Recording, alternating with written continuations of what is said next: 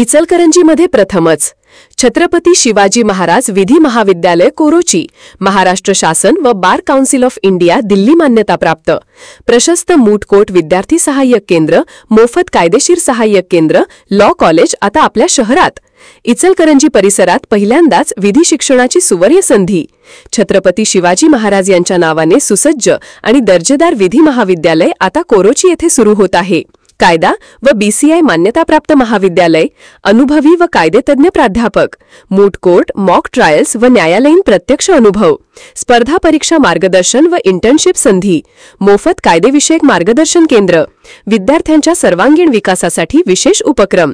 कायद्याचे शिक्षण आता सर्वांसाठी. 12वी नंतर थेट 5 वर्षांचा कोर्स BA LLB, कोणत्याही शाखेतील पदवीधरांना 3 वर्षांचा कोर्स LLB, कोणत्याही वयात कधीही कायद्याचे पदवीधर होता येते. बन प्रवेश सुरू, आजच नाव नोंदवा. पत्ता छत्रपती शिवाजी महाराज विधी महाविद्यालय कोरोची, ता हातकणंगले, जिल्हा कोल्हापूर. इचलकरंजी पासून अवघ्या काही मिनिटांवर. संपर्क 9960802318, 9922836887, 449483066554, 4921023116. कायदा शिकून समाजसेवा करा, यशस्वी भविष्याची वाट येथेच सुरू. इचलकरंजी महापालिकेनं 5 शाळांची दुरुस्ती आणि मैदान विकसित करण्याचं काम मक्तेदार शैलेश पोवार याच्याकडे दिलं होतं.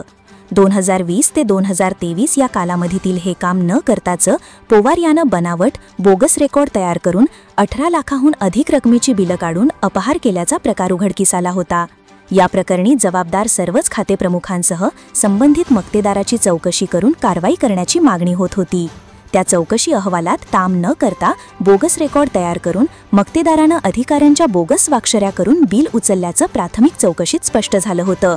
तर शैलेश पोवारच्या खात्यावर रक्कम जमा झाल्यानं या फसवणुकीत मक्तेदार पोवार याचा थेट सहभाग दिसून आला होता.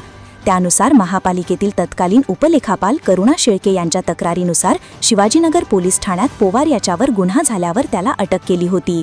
सध्या तो जामिनावर बाहेर आहे. या प्रकरणाचा तपास आर्थिक गुन्हे अन्वेषणच्या उपअधीक्षक सुवर्णा पत्की यांच्याकडे सोपवला होता. महापालिकेतील लेखा विभागातील लिपिक विश्वजित पाटील आणि सेवानिवृत्त कर्मचारी मुकुंद कांबळे यांचा यामध्ये सहभाग असल्याचं प्राथमिक तपासात निष्पन्न झालंय. त्यानुसार या दोघांना अटक करून न्यायालयात हजर केलं असता 8 ऑगस्टपर्यंत पोलीस कोठडी सुनावली आहे.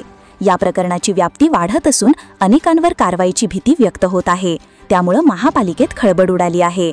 दरम्यान या प्रकरणात अन्य कोणाचा सहभाग आहे का याचा तपास सुरू असल्याचं आर्थिक गुन्हे अन्वेषणच्या पोलीस उपअधीक्षक सुवर्णा पत्की यांनी सांगितलं. Hey there. Subscribe to my channel and also press this bell icon.